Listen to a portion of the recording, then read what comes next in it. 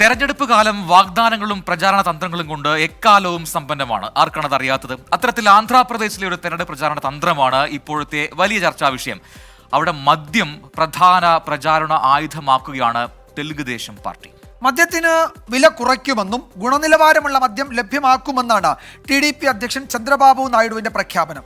വെറുതെ ഒരു പ്രതികരണം എന്ന നിലയിൽ മാത്രമല്ല, പഴയതും പുതിയതുമായ വില വിവര പട്ടിക താരതമ്യം ചെയ്താണ് TDPയുടെ പ്രചാരണം മുന്നോട്ടു പോകുന്നത്.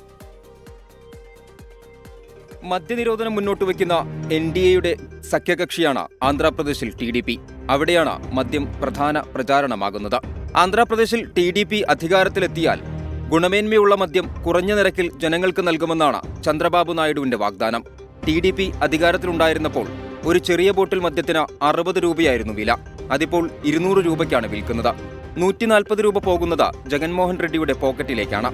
ഈ കൊള്ള അവസാനിപ്പിക്കുമെന്നും ചന്ദ്രബാബു നായിഡു പറയുന്നു. NDAയുടെ സഖ്യകക്ഷിയായ ജനസേന പാർട്ടിയും മദ്യനയത്തിനെതിരെ രംഗത്തെത്തിയിട്ടുണ്ട്. കോടിക്കണക്കിന് രൂപയാണ് ഓരോ വർഷവും ജഗൻമോഹൻ റെഡ്ഡിയുടെ പോക്കറ്റിലെത്തുന്നത്. സംസ്ഥാനത്ത് വിതരണം ചെയ്യുന്ന 75% മദ്യവും 17 കമ്പനികൾ വഴിയാണ്. ഇത് YSR കോൺഗ്രസിന്റെ കീഴിലുള്ള കമ്പനികളാണെന്നും ജനസേന അധ്യക്ഷൻ പവൻ കല്യാൺ പറഞ്ഞു. ജനങ്ങളുടെ ജീവിതം നശിപ്പിച്ച് കോടികൾ സമ്പാദിക്കുകയാണ് സർക്കാരെന്ന് BJP നേതാവ് D പുരന്തേശ്വരിയും പറഞ്ഞു. ഗുണനിലവാരമില്ലാത്ത മദ്യം വിതരണം ചെയ്യുന്നതിനെതിരെ അന്വേഷണം നടത്തണമെന്നും BJP ആവശ്യപ്പെട്ടു. News desk 24.